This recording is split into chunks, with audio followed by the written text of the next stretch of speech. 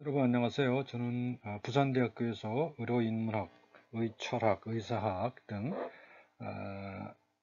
의학과 관련된 인문학을 공부하고 가르치는 강신익이라고 합니다. 오늘 강의는 플라시보라고 하는 주제를 가지고 이야기를 해보도록 하겠습니다. 아시다시피 플라시보라고 하면은 우리말로 위약 효과라고 그러기도 하죠. 위약 효과, 가짜 약이죠.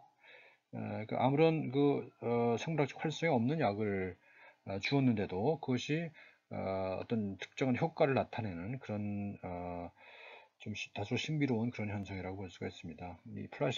그래서 이 플라시보라고 하는 것이 그동안은 과학적으로 설명하기 굉장히 어려웠기 때문에 연구가 거의 되지 않았던 거죠. 그러다가 이제 20세기 말쯤에 오면서 이것을 이해할 수 있는 어떤 과학적 발견들이 이루어지면서 조금씩 이해하게 된다는 겁니다. 그래서 이 플라시보를 이해하면 의학 근본적인 의학의 그 개념들을 이해하는 데 도움이 될 것 같다는 생각을 합니다. 제 제목을 그래서 이렇게 잡아봤는데 내 속에 무당이다 이런 얘기를 받았습니다. 이제 무당이라고 하면 이 무자죠. 하늘과 땅, 사람이 있고 그것을 연결을 시켜주는 건 무당인데 그러니까 이 무당이라고 했을 때는 이 과학적으로 설명이 어렵다는 그런 뜻이 포함되어 있는 것이죠. 그런데 또는 최근에는 어떤 진화 생물학이라고 하는 관점에서 바라다 보니까 조금씩 이해할 수 있게 되더라는 겁니다. 그래서 플라시보를 진화의 약방이다 이렇게 이름을 붙여보기도 했습니다. 그래서 과학 이전의 사유를 보면은 무당일 수 있겠지만 과학적 관점에서 보게 되면 진화가 만들어놓은 우리 몸에 만들어놓은 약방이다 라고 얘기를 할 수 있다는 겁니다. 그래서 이거를 이제 바이오 컬처럴 이볼루션이라고 하는 말로 정의를 했는데요. 보통 우리가 어떤 우리 몸의 현상을 이해할 때는 뭐 신체적인 것, 심리적인 것, 사회적인 것 이렇게 따로따로 분리해서 생각을 하는 경향이 있거든요. 그런데 여기서는 생물학적인 것과 문화적인 것 이것이 하나로 붙어 있다. 같다. 따로 떨어진 것이 아니다라고 하는 그런 생각을 가지고 있는 것이고요.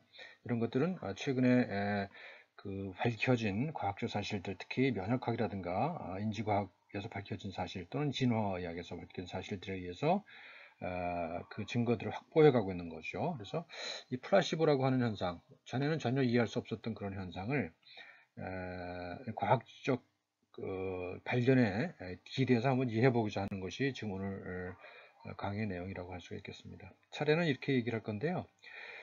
플라시보가 진화해 온 것이 사실은 치유라고 하는 우리가 치유를 경험했던 그런 역사를 통해서 우리가 어떤 문제에 직면했을 때 그것을 극복해 왔던 그런 역사 또는 진화적인 역사라고 할 수 있겠죠. 그것이 결국 우리 몸에 남아서 생긴 것이다 라고 생각할 수가 있는 거라는 거고요. 그러려면은 자기 스스로 상처나 질병을 치료할 뿐만 아니라 상대방 그 다른 사람을 도와주기도 했어야 된다는 것이죠. 그래서 그렇게 하기 위해서는 공감이 필요했던 것이고요. 그래서 이 공감이라고 하는 것과 치유라고 하는 것이 합쳐서 플라시보라는 것이 진화한 것이 아닐까라고 생각을 하는 겁니다. 그래서 이 플라시보 진화를 이해하려면 몸에 대한 새로운 이해 방식이 필요하다. 그것은 단순히 생물학적인 또는 물리적인 그런 집적으로서의 몸이 아니라 생물학적인 동시에 문화적인, 그러니까 여기서는 가치와 생물학적인 것이 사실을 중심으로 한다면 문화적인 것은 뭐 예를 들어서 가치, 또 규범 뭐 이런 것들을 포함하고 있는 거겠죠. 그래서 이런 것들이 포함되어 있다 보면은 라고 하는 것을 이번 강의를 통해서 이야기하고자 합니다. 먼저 치유의 역사입니다. 우리 의자를 보면요, 그 한자를 보게 되면 이것이 목편 찾아보면 이것과 같은 글자입니다. 그러니까 이 술유 대신에 무당 무자가 들어가 있죠. 그러니까 이 의라고 하는 글자의 어원은 이 무에 있다고 볼 수가 있는 것입니다. 그래서 이 술이라고 하는 것은 자연적인 치료를 의미한다면 이 무라고 하는 것은 어떤 뭐랄까 초자연적인 치료를 의미하는 거겠죠. 그래서 보게 되면 이제 신의들이 이제 우리 역사에 등장하죠. 고대 역사에 의학의 초창기에 현작이든지 화타, 히포크라테스 이런 분들은 뭐 실제했던 인물들 알려져 있습니다만 후대에 오면서 신화하죠. 그렇게 되고, 또 후대에 오면 뭐 허준이라든가 알렌 같은 사람들이 있죠. 특히 이제 알렌 같은 사람은 저 최초의 이제 서양의학을 들여온 사람으로서 그 아주 전혀 새로운 그런 치료법을 선보임으로 해서 이제 일부에서는 신의로 받들어지기도 했다라는 거고요. 뭐 우리가 그 일상생활에서 봤던 것은 우리가 어렸을 때 많이 경험했던 할머니 손 약손 해서 이렇게 문질러주면 실제로 좋아지는 것 같이 느껴졌던 그런 것. 그 다음에 이제 이건 뭐 맹인된 캄보디아 여인들이라고 하는 이야기가 있는데, 이것은 뭐 과학적으로 그 증거를 가진다고 할 수는 없습니다만, 그 의학자들이 많이 이것을 연구하지 않았습니다만 이런 겁니다. 예를 들면 그 1970년대인가요? 80년대인가요? 캄보디아의 킬링필드라는 게 있었죠. 수백만 명을 학살한 사건, 폴포트인가요? 하는 독재자가 수백만 명을 학살한 사건이 있었는데, 그때 그 어떤 남자 적군을 잡아 죽이면서 고문하면서 그 죽어가는 장면을 그 아내나 어머니로 하여금 목격하도록 했던 그런 포악무도한 행위를 했다는 겁니다. 그 이후에 전쟁이 끝나고 그 사람들 생존자들이 미국으로 이주를 했는데, 그 이주자들 간에 앞이 보이지 않는 캄보디아 출신 여인들이죠. 앞이 보이지 않는 그런 증상을 호소하는 경우가 많았다는 거죠. 수백 명이 됐다는 거죠. 한 200명이 됐다고 그러는데. 근데 이제 안과 검사를 해보면 아무런 문제가 없었다는 것이죠. 그리고 그들이 일관적으로 하는 얘기는 뭔가 하면, 나는 앞이 안 보일 때까지 울었다라고 말을 한답니다. 그러니까 끔찍한 장면, 자기 사랑하는 사람이 고문을 받으면서 죽어가는 그런 장면을 목격했던 그런 것이 트라우마로 남아서 그것을 보지 않으려고 하는 그런 무의식적인 뭔가 힘이 작용했다라고 이제 그들은 믿고 있는 거죠. 근데 그런 것들이 실제로 그 사람들이 시각 장애를 유발했다는 그런 겁니다. 물론 이제 이것들은 뭐 제가 많이 찾아봤습니다만 이 의학 저널에 언급되어 있는 것은 뭐 한두 개밖에 없었습니다. 그렇지만 이제 이것을 어떤 사회학자가 연구했는데, 예를 들면 앤 해링턴이라고 하는 사회학자가 이것에 대한 연구를 했죠. 사회학자가. 그래서 우리나라로 이제 그 책이 번역되어 있습니다. 읽어보시면 좋을 것 같아요. 마음은 몸으로 말을 한다라는 제목을 붙였습니다. 마음은 몸으로 말을 한다. 재밌죠? 한다라는 제목의 책을 물론 이제 번역된 겁니다만 이 책을 썼습니다. 이 책을 보면 이제 플라시보에 관련된 사회학자의 연구가 들어가 있는 것이죠. 자, 이 의라고 하는 말은 뭐 용어에는 메디신이죠. 메디신이지만 이제 고대어로 보면은 테크네라고 합니다. 테크네. 우리 뭐 테크닉의 그 어원이죠. 이 테크네인데 이것은 이제 의라고 하는 말과 이제 통한다고 볼 수가 있습니다. 그래서 우리가 히포크라테스가 한 얘기 중에 이제 인생은 짧고 의술은 길다라는 말이 있습니다. 우리는 예술로 알고 있습니다만 히포크라테스가 한 말이거든요. 그래서 인생은 짧고 예술은 길다라고 할 때 그 테크네를 씁니다. 이 의라고 하는 것, 테크네라고 하는 것은 몸에 생긴 문제를 푸는 거죠. 문제풀이입니다. 그래서 저는 이 의를 세 가지로 분류를 하는데, 의학, 알매 체계고요. 의술, 문제풀이 실천입니다. 그 다음에 의덕, 도덕적인 체계죠. 규범의 체계입니다. 그래서 의에는 이 세 가지 차원이 있다. 학, 술, 덕. 그래서 이 세 가지 차원이 합쳐진 것이 의다.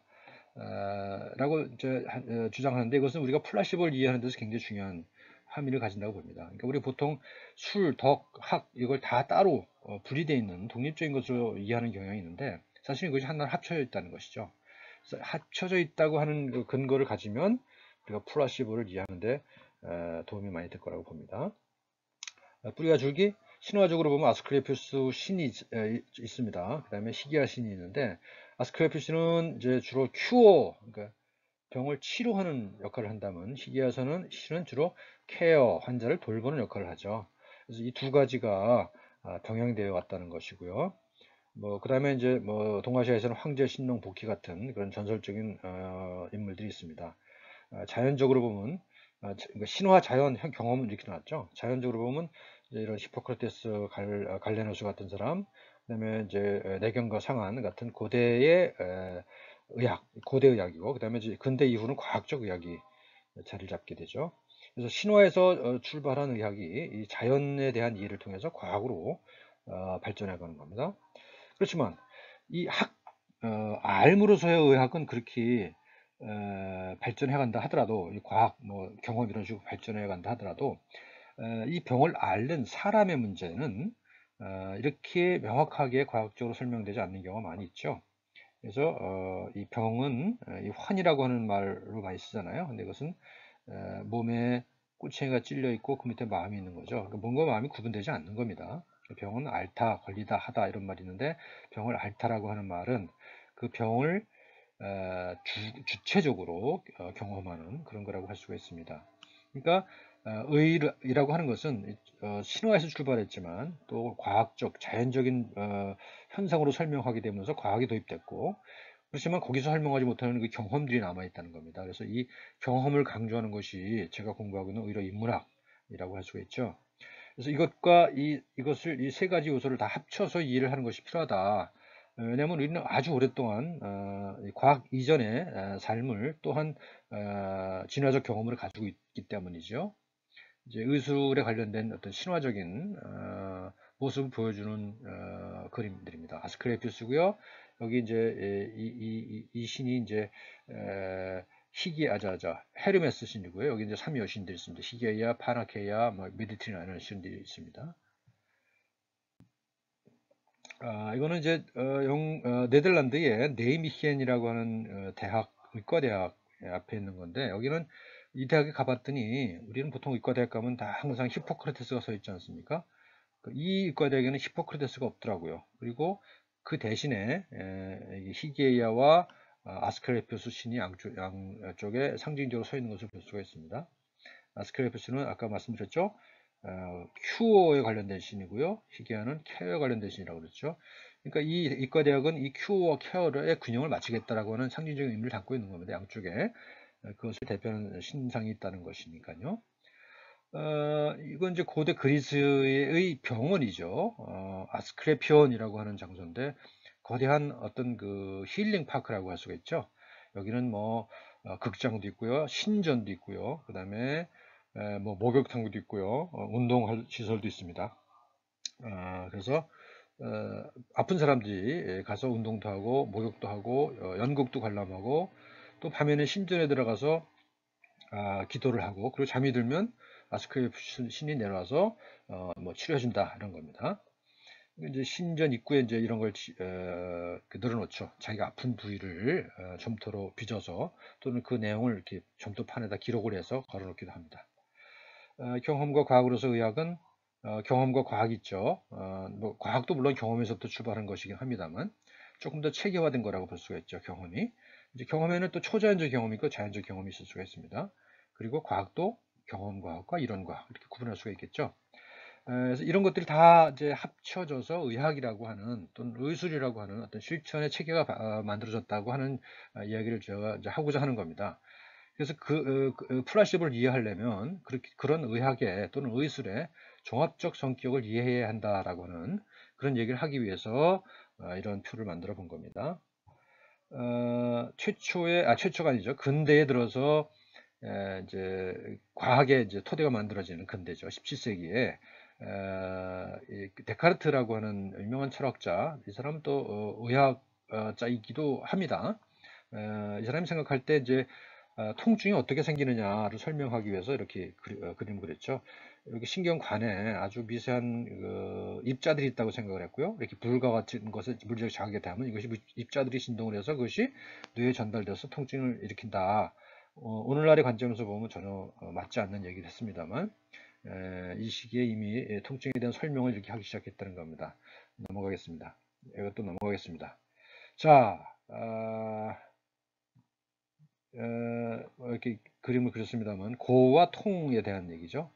고와 통에 대한 얘기인데, 이게 이제 이 글자를 보면 이런 게 있습니다. 안에 들어가 있는 게 화살이거든요. 시예요, 시, 화살. 화살을 맞은 모습을 그린 거죠. 이건 좀 그러니까 직접적인 통증을 얘기하는 것이겠죠. 이 통은 뭐 어떤 실존적인 의미의 통증까지 다 의미하는 것이고요. 병이라고 하면 좀 더 종합적인 그런 경험을 의미하겠습니다. 그 다음에 이 환이라고 그러면 고뇌, 또는 마음심이 있는 거죠. 그래서 어떤 심신이 포함된 그런 것을 의미하고 이것을 고라 할 수 있죠. 또 통이라 할 수 있죠. 그다음에 이거는 이제 실체적으로 이해할 때는 몸이 있고 마음이 있고 사회가 있고 영혼이 있죠. 그래서 이런 것들로 분리될 수 있다. 실체적인 이해, 실존적 이해와 실체적 이해가 있을 수 있다는 거죠. 실체적 이해라는 것은 이 고통의 자리를 의미하는 거겠죠.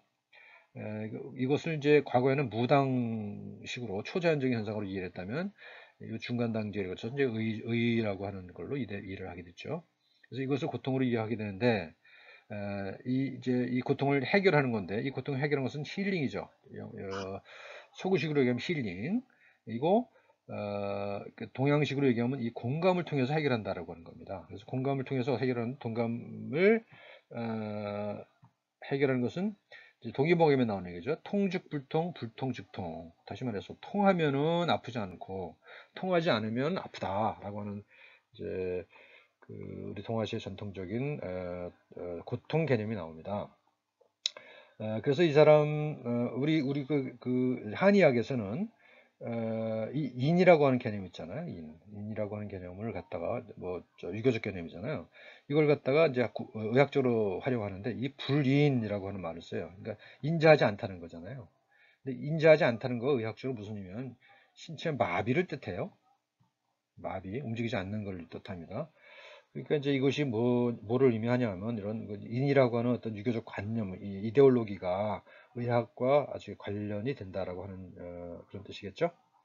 있습니다. 그래서 넘어가겠습니다. 공감의 역사입니다. 최근 들어서 이 공감에 관련된 이야기를 과학자들이 하는 걸 가만히 들어보면 우리 인간만이 어떤 그 타인에 대한 공감, 동정 이런 것들이 있는 것이 아니라고 하는 증거들이 점점 많아지고 있죠. 그래서 이제 이 왼쪽 거는 이제 침팬지가 이 덩치 큰 놈이 이제 누구랑 싸웠어요. 누구랑 싸워서 이제 킥킥거리고 있는데 그 제3의 침팬지가 이 작은 친구가 한참 지켜보고 있다가 이 이제 얻어맞은 놈을 가서 이제 이렇게 만져주고 달래준다는 거죠. 그리고 이제 한참 있다가 또 때린 놈한테 또 가요. 때린 놈을 가서 또 만져주고 그렇게 해서 둘을 이제 화해시켜 준다라고 하는 그런 얘기입니다. 자, 오른쪽 그림은요, 재밌는데요. 요, 이제 두 마리 원숭이가 마주보고 있습니다. 그리고 이제 오른쪽 그 원숭이 여기는 하나가 더 있어요. 빨간 레버가 있습니다. 근데 이 빨간 레버를 당기면 여기 이제 먹을 것이 나와요. 근데 이제 어떻게 장치를 했냐면, 이 먹을 것이 나오는 동시에 이 원숭이에게 전기 자극이 가 있습니다. 그래서 깨 하고 소리를 질러요.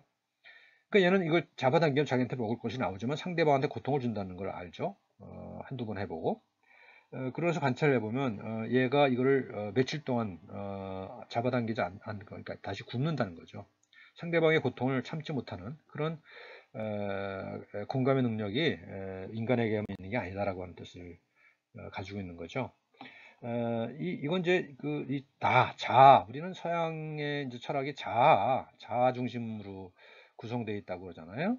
또 셀프를 그 중심으로 구성되어 있고 뭐 개인주의자로 이렇게 되지 않습니까? 근데 과학적으로 보게 되면 우리는 이제 부모와 50%의 유전자를 공유하죠. 그래서 아주 중간에 셀프가 있지만 이런 공감의 동심원은 이 유전자 꼭 유전자만 그런 건 아닙니다. 유전자를 통해서 부모, 조부모, 조조부모 이런 식으로 해서 확대될수록 좀 약화되긴 하지만 여전히 그런 공감의 끈을 가지고 있다라고 하는 얘기를 하는 거고요. 이건 이제 쉽게 넘어가겠습니다. 공감이라고 하는 것은 띠로 마이너스 상대방은 이런 마음일 거야 라고 추측해서 이제 그 사람을 이해하는 거고요. 퍼스펙티브 테이킹은 그 사람이 가진 관점을 인지적으로 가지고자 노력하는 겁니다. 그래서 이제 커그니티브 엠파시, 이제 인지적인 공감을 하는 거죠. 상대방의 입장을 마음 이론을 통해서 이해를 해서 그런 것이고요.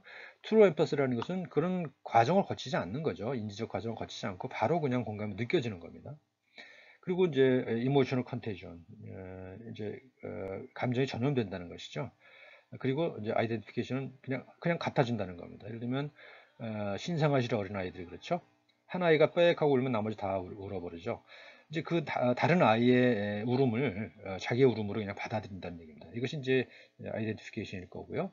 그래서 이제 그동안에는 주로 이제 theory of mind 중심으로 공감을 이해를 해왔다면 점차적으로 이쪽으로 옮겨가고 있는 것이죠. 그래서 진정한 의미의 공감에 대한 이해가 어떤 그 추상적인 개념이 아니라 우리 몸이 반응을 일으키는 것이다 라고 하는 얘기가 많이 이야기되고 있습니다. 그 다음에 이것도 역시 아까 앞에서 보신 것처럼 동심원처럼 개인이 여기 있고요. 그 다음에 여기 이제 바이오스피어 전체 생명계가 있는 거죠. 가족이 있고, 그 다음에 뭐 확대 가족이 있고요. 그 다음에 지역사회가 있고요. 사회가 있고요. 인간 종이 있고요. 이렇게 해서 점차적으로 이제 올라가는데, 그러니까 자아라고 하는 것이 이런 피라미드 구조를 가진다는 겁니다. 그런데 이 개인의 수준에서는 주로 생물학적인 그런 영향을 많이 받는다면 위로 올라갈수록 어떤 그 컬처럴한 그 문화적인 영향을 받는다는 거죠. 그래서 이건 마이클 셔머라고 하는 학자가 이제 주장한 건데 이 중간에 바이오 컬처럴 트랜지션이 있다. 생물 문화적인 전이점이 있다는 겁니다. 그래서 이건 어떤 지역사회 공동체 수준에서 이런 전이가 이루어진다는 거죠. 그래서 어떤 개인이라고 하는 것이 공동체 수준에서 서로 공유하는 어떤 가치랄지 규범이랄지 이런 것들이 만들어지고 그것이 개인에게 영향을 준다라고 하는 얘기죠. 그래서 이런 식으로 보게 되면 우리가 이제 생물학적인 것과 심리적인 것과 사회적인 것을 구분지어서 생각했던 것을 그런 사회 양식을 극복할 수 있다라고 하는 겁니다. 그래서 생물학적인 현상과 문화적인 현상은 연결되어 있다. 이런 이제 지금까지의 이야기를 바탕으로 해서 플라시보를 설명해 보면 이렇습니다. 이제 withdrawal reflex 누구나 이제 뭔가 어디에 그 무슨 뭐 예를 들어서 염산 방울 떨어졌다 그러면 금방 닦죠. 뜨거운 거 닿다 그러면 금방 반사적으로 움직이지 않습니까? 이런 것들. 이거 비슷한 게 이제 스크래치 리플렉스죠. 그다음에 또 이제 뭐 고양이나 강아지 같은 거 보면 맨날 이렇게 자기 몸을 핥잖아요. 자기 몸을 스스로 돌보는 거죠. 그런 거에서 뭐 기생충이라든가 이런 것들을 뭐 완전히 박멸할 수는 없지만 그 가능성을 줄여주는 그런 거죠. 자기 스스로 돌보다가 그 다음에는 다른 개체를 돌보기 시작한다는 것이죠. 이제 대표적인 것이 이제 우리 원숭이 같이 영장류 사회에서 보면 서로 이제 털을 골라주는 것을 볼 수가 있죠. 그것이 어떤 사회적 유대 관계를 유지시켜주는 아주 굉장히 중요한 행동이라는 거죠. 그 다음에 이제 그냥 서로 보살펴 줄 뿐만 아니라 어떤 사람이 아프면 어떤 개체가 아프다 라고 하면 그 개체를 돌봐주는 그런 것들이 또 성립한다는 겁니다. 그래서 이거는 역시 이것 역시도 상당히 다양하게 확인되고 있죠.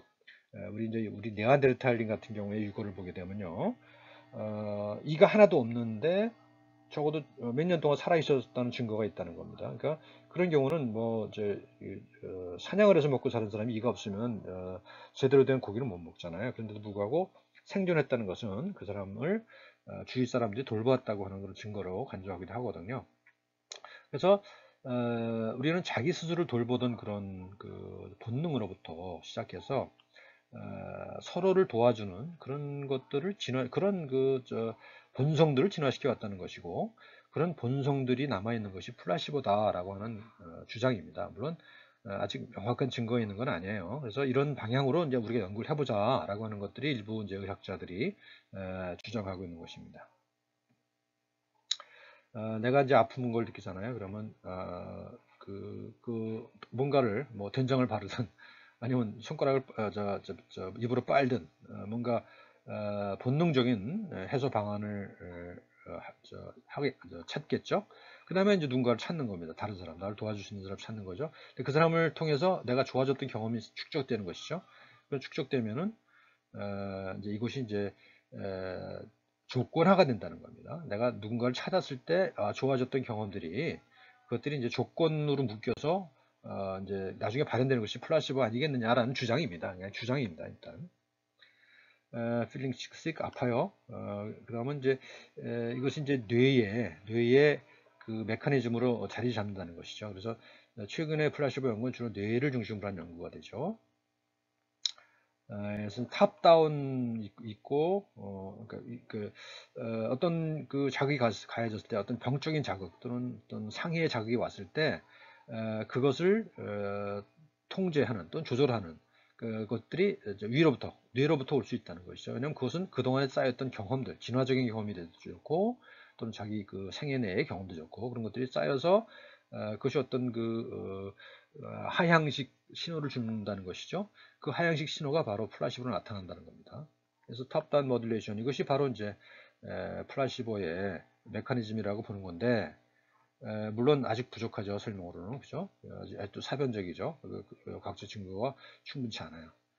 하지만 이제 그런 증거들이 점차 쌓여가고 있다는 것이고요. 그런 얘기입니다. 그래서 여기에 이제 도파민 시스템과 관련이 되어 있다는 겁니다. 남의 도움을 받았을 때 도파민이 많아지잖아요. 우리가 이제 뭐랄까 상대방과 어떤 스킨십을 나눌 때 이제 옥시토신이 증가한다 그러죠. 그러니까 엄마가 아이를 안고 있을 때, 아이를 바라봤을 때 옥시토신이 증가한다. 그래서 이 유대감을 증가시키는 유대감의 호르몬을 알려져 있잖아요. 근데 그런 것과 비슷하게 이제 도파민도 그렇게 이제 상대방의 어떤 도움을 받았을 때 이 도파민 시스템이 활성화된다는 것이죠. 그래서 이 도파민 시스템이 어떤 불편함을 해소시켜 주는 거다라는 겁니다. 근데 물론 이거는 이제 플라시보의 많은 그런 메커니즘 중에 하나죠. 그래서 플라시보는 보통 복수로 표현해야 된다는 주장을 하는 사람도 있어요. 그 메커니즘이 너무 다양할 수 있기 때문이죠. 기본적으로는 이런 조건화를 토대로 하고 있다라고 주장을 합니다. 그래서 이제 치유자를 만나면 치유자를 만나는 것만으로도 어떤 호르몬 메커니즘이 활성화된다는 것이고요. 그래서 이제 만났을 때 이제 예를 들어서 어떤 권위 있는 의사를 만났을 때 그 사람이 말을 하지 않아도 이미 논버벌 커뮤니케이션이 이루어지는 거죠. 그래서 무의식적인 어떤 치유의 메커니즘이 작동을 한다는 겁니다. 그래서 이 플라시보에 대한 것은 이 환자와 의사 간의 관계가 얼마나 중요한가 하는 이야기를 해주고 있는 것이죠. 사이코 소셜 컨텍스트 의사가 권위가 있는 의사를 만났을 때만 나타나지 그렇지 않은 의사 면허증이 없는 누구를 만났을 때 플라시보가 나타나지는 않거든요. 그 다음에 이제 플라시보 반대되는 노시보도 나타날 수 있죠. 이것은 이제 좋은 영향, 나쁜 영향을 준다는 겁니다. 이런 정도 설명을 했고요. 뉴럴 컨트롤이 있고 신경적인 컨트롤이 있고 이제 호르몬 내분비의 컨트롤이 있는 거죠. 그래서 이게 그루밍 비헤이비어 이제 자기 스스로의 몸을 돌보거나 다른 개체의 몸을 돌보거나 이런 것들이 이제 쌓이고 축적이 돼서 플라시보로 진화했을 것이다라고 하는 추측인 것이죠. 보통 이제 이거 왼쪽 거는 양서류 같은 경우인데요. 이제 예를 들면 개구리의 뇌를 여기를 잘라버려요. 잘라버리고 앞다리에다가 염산을 떨어뜨려요. 그럼 뒷다리가 와서 이 염산을 긁어간다는 거예요. 이 뇌가 없음에도 불구하고 반사작용을 한다는 거거든요. 그래서 이거 스크래치 리플렉스라고 그러고요. 그 다음에 이제 좀 더 고등동물 가면 구루밍이 되죠. 그래서 브레인스템, 이건 브레인스템에서 이거는 척추순에서 이루어지는 거죠. 양서류 같은 경우는 이제 이거 이제 가운데 거는 B 같은 경우는 포유류가 되겠죠. 포유류는 이 브레인 스템, 그러니까 뇌간에서 이런 스스로의 몸을 의식에 이르지 않은 상태에서 이거 이룰 수 있다는 것이죠. 뭐 자기 몸을 핥고 단장을 하고 하는 거. 그 다음에 이제 소셜 그루밍이 되면 사회적 그루밍이 되면 이제 네오코텍스, 대뇌 피질까지 관련이 된다는 거죠. 그래서 다른 개체를 돌봐주는 그런 메커니즘이 여기 이제 작동한다는 것이고 이것이 이제 플라시보로 갔을 것이다라는 겁니다. 동물들은 이렇게 서로 부비는 걸 좋아한다는 거죠. 우리 인간도 마찬가지 아닙니까? 우리가 애완동물 키우는 것도 사실 이런 것 때문에 키우는 것 같더라고요. 만지는 거 좋아하니까요. 만지면 기분 좋아지잖아요. 그런 거고요. 전통적으로는 어떤 치료 행위가 나타나는 것은 의학이라는 것은 바이오사이코 소셜 모델로 설명했어요. 그래서 세계보건국의 건강 정의와 일맥상통하는 거죠. 단순히 질병이 없는 상태가 아니라 생물학적이고 심리적이고 사회적으로 안녕한 상태다. 바이오 사이코 소셜이잖아요. 그래서 이 세 개의 요소가 달라요. 여기서는 각각 다른 요소가 나타나서 해서 이런 결과가 나타난다고 보는 건데 이 바이오 컬처럴 모델이라는 것은 그렇지 않죠. 그래서 이와 같이 탑 다운, 바텀 업 이렇게 해서 어떤 이전에 아주 오래전부터 진화적인 시간 또는 어떤 생애의 시간 동안 축적된 그런 경험들이 뇌에 어떤 신호를 가지고 있다가 이것이 어떤 그 새로운 자극이, 과거 경험했던 비슷한 자극이 들어오면 하향식으로 작용할 수 있다는 것이죠. 그러니까 상향식으로만 작용하는 것이 아니라 하향식으로 작용할 수 있다라고 하는 것이죠. 이게 이제 바이오컬처럴 모델입니다. 그러니까 좀 새로운 이야기가 되겠죠. 그래서 이것은 바이오사이코 소셜 모델은 이제 1970년대에 제안된 건데, 바이오컬처럴 모델은 이제 20세기 말에 이제 과학적 발견과 더불어, 새로운 과학적 발견과 더불어서 나타나는 것이고요. 그 프로세싱을 좀 복잡하게 표현한 게 이렇게 되고요. 뭐 이런 과정을 거론한다고 그래요. 플라시보 역사를 보면요, 이제 18세기만 하더라도 뭐 사실 솔직히 말하면 그 당시에 의학이 할 수 있는 게 별로 없었거든요. 그러니까 이때는 이제 좀 양식 있는 의사들은 의학이 일반적으로 플라시보다, 의학의 효과를 나타내는 것을 일반적으로 플라시보다라고 하는 것을 인정할 수밖에 없었던 것이죠. 뭐 19세기까지도 그래요. 근데 이제 20세기에 오면서 이런 얘기가 나오죠. 플라시보는 좋은 것보다 나쁜 게 더 많다. 악영향을 더 많이 준다라는 주장을 하게 되죠. 그러니까 이거는 거짓말이라는 것이죠. 이 18세기, 19세기 초까지만 하더라도 플라시보가 거짓말이라는 것을 알면서도 그것을 긍정했다면, 그죠? 20세기 오게 되면 이 거짓인 걸 더 드러내서 이걸 부정하기 시작하는 거죠. 플라시보라는 걸 부정하기 시작합니다. 왜냐하면 이거는 과학적으로 설명할 수가 없기 때문이죠. 그래서 이제 60년대에 오게 되면 이렇게 구분이 되죠. 플라시보를 적극 활용하려고 하는 사람과 그것에 대해서 부정적으로 생각하는 사람들이 나눠지게 되죠. 그래서 이제 대체적으로 이제 만들어진 거는 필요한 거다. 이게 기만이긴 하지만 필요한 기만이다라고 하는 것을 받아들이게 되는 것이죠. 이건 아직도 굉장히 뭐랄까 딜레마이죠. 플라시보에 대해서는 아직도 버릴 수도 없고 그렇다고 해서 끌어안을 수도 없는 뜨거운 감자 같은 현상이라고 볼 수가 있습니다. 1960년대 오면 뭐 어쩔 수 없습니다. 이제 이걸 신약의 효과를 검증하기 위해서 플라시보라는 것을 이거를 치료의 목적으로서가 아니라 수단으로 사용하죠. 그러니까 어떤 약은 무슨 약인지 모르고 먹고, 그러니까 플라시보고, 어떤 거는 이제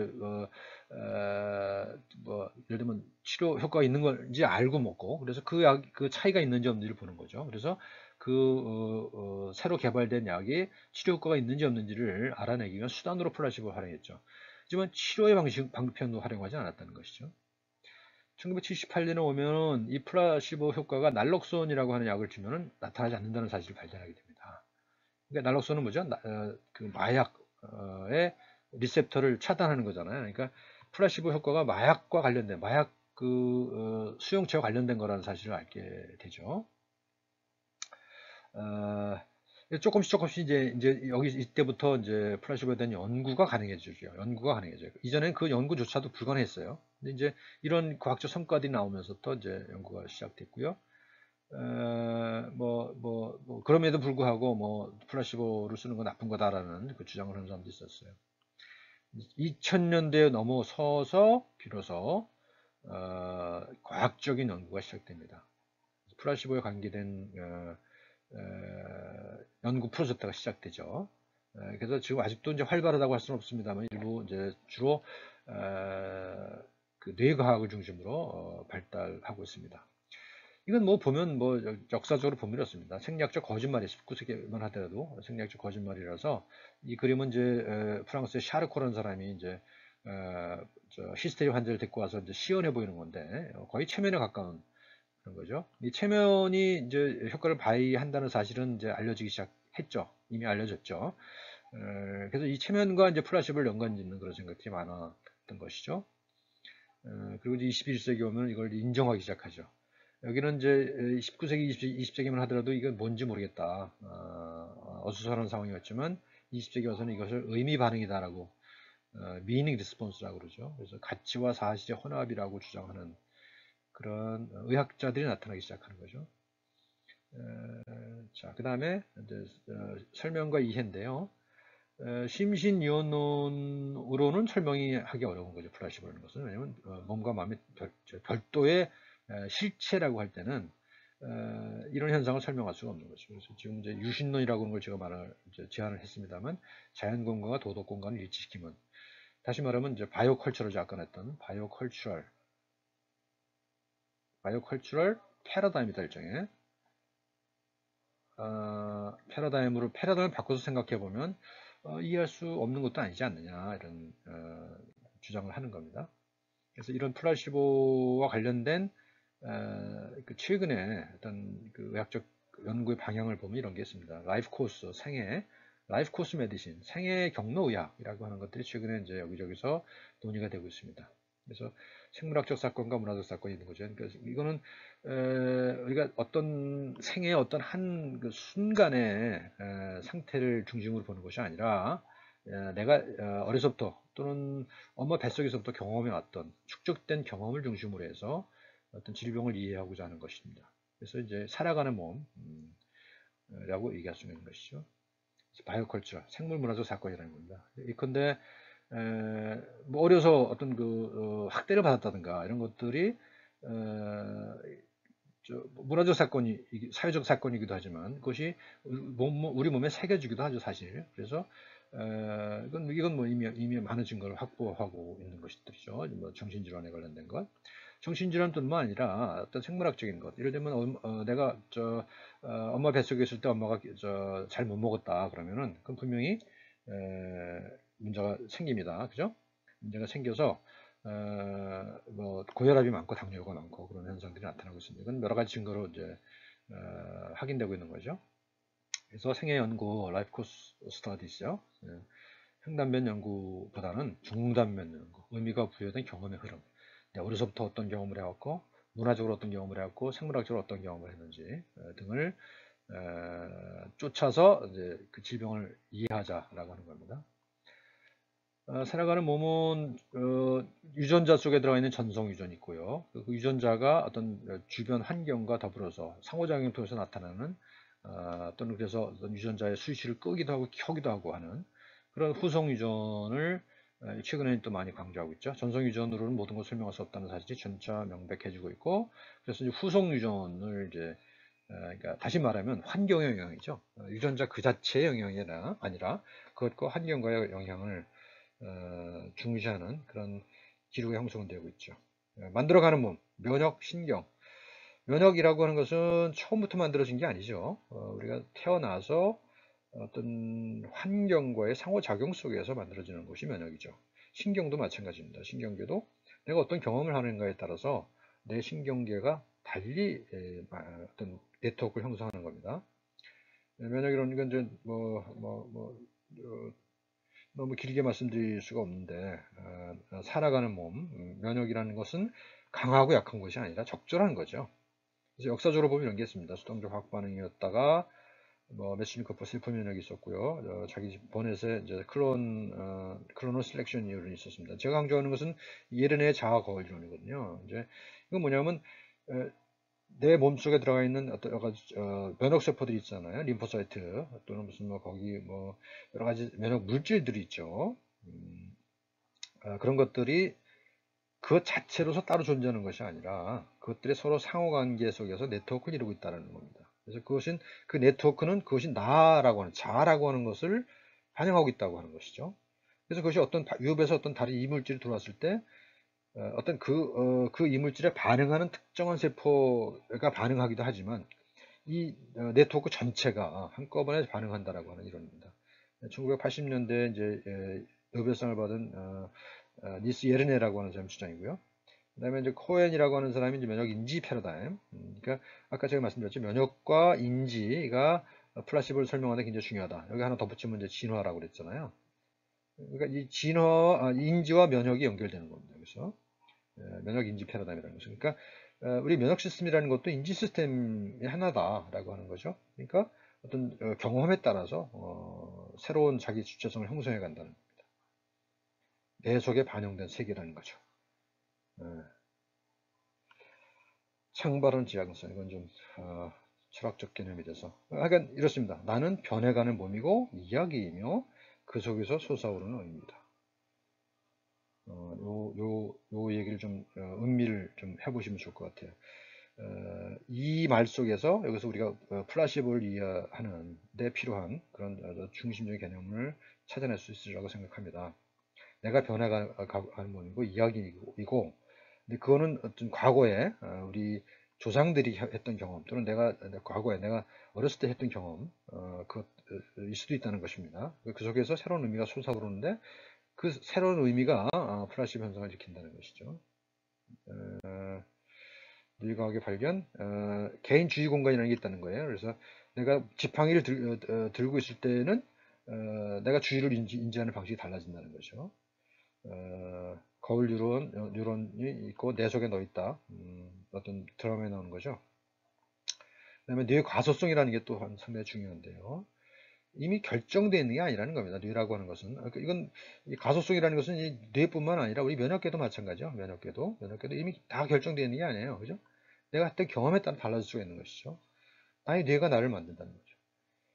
이게 뭐가 똑같으냐면은 이제 뭐 리눅스 같은 겁니다. 리눅스는 누구나 다 소스가 공개돼서 누구나 소스를 만질 수가 있잖아요. 근데 이제 윈도우 같은 거는 그렇지가 못하죠. 특히 맥OS 같은 경우는 못 건드리게 하잖아요. 다른 사람들이. 예. 이 비교를 할 수가 있습니다. 그러니까 어떤 이렇게 이제 폐쇄적인 정책을 가지게 되면은 안정적이긴 하지만 그죠? 다양성이 그러니까 어떤 다양한 환경에 적응하기는 좀 불리하죠. 반면에 리눅스 같은 거는 안정적이지 못하지만 다양한 환경에 적응할 수 있는 능력은 더 뛰어나다고 볼 수 있는 것이죠.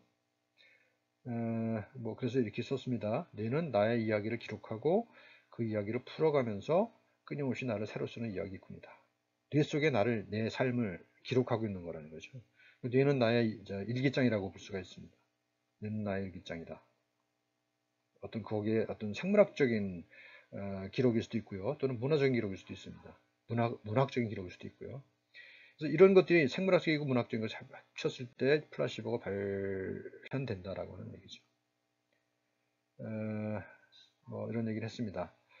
과학은 사실과 가치의 관계가 진화하는 양상이다. 사실과 가치라고 하는 게 중요해요. 우리는 과학은 사실에 대한 것만 추구한다고 얘기를 했지 않습니까? 근데 이제 대부분의 과학 철학자들이 이런 얘기를 합니다.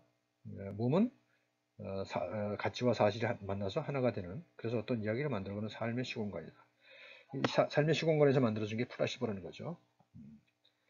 그러니까 사실로만 바라봐서는 플라시보를 이해하기 어렵다는 거고요. 사실과 가치의 관계를 봤을 때 분리해서 이해될 수 있다는 것이죠. 그리고 그것은 결국 이제 나의 어떤 이야기, 내러티브, 의무 창조 행위가 된다는 거죠. 그 플라시보는 어떤 의미 반응이라고 그랬잖아요. 의미 반응인데 그 의미 반응이 일어나려면 바이오 컬처럴한 패러다임을 봐야 된다. 생물 문화적인 패러다임을 봐야 된다는 겁니다. 나는 바로 몸이죠. 그죠? 내가 몸을 가지고 있는 거라기보다는 몸이 바로 나라고 할 수 있지 않습니까? 그렇죠? 그래서 이제 이 내러티브 의학이라는 게 또 최근에 아까 이제 라이프 코스 메디신 생애 경로 의학을 말씀드렸습니다만 또 비슷한 게 내러티브 의학입니다. 그래서 어떤 그 환자의 경험을 중심으로 질병을 새로 구성해내는 그런 것이 내러티브 의학이거든요. 환자의 경험이 중심이 되다 보니까 사실과 같이 본성과 양육, 나와 너, 몸과 마음의 경계가 사라진다는 것이죠. 이 경계가 사라짐으로 해서 발생할 수 있는 것이 플라시보라는 것이죠. 그러니까 내러티브 의학은 이 플라시보를 적극 활용하는 의학이라고 할 수가 있습니다.